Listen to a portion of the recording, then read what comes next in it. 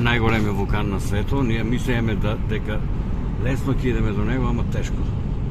Треба од патот да одиме пешки, усветен.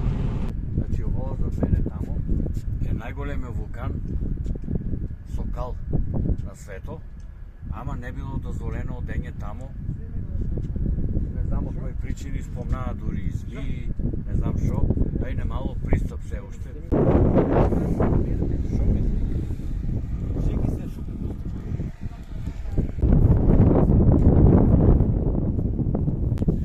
Одеме со джипче да ги посетиме вулканите со кал. Чедно одеме.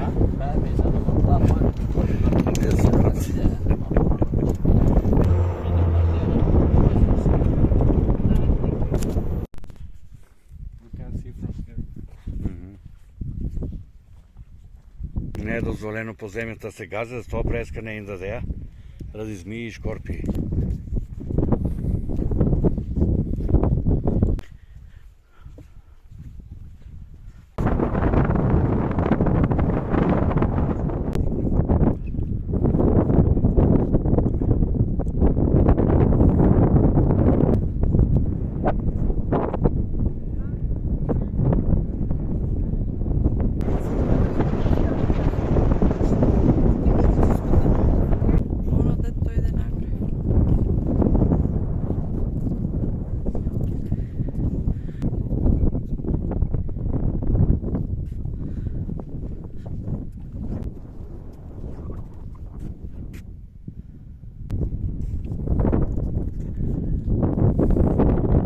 Секаде има надписи за опасност од змии и отровни шкорпии.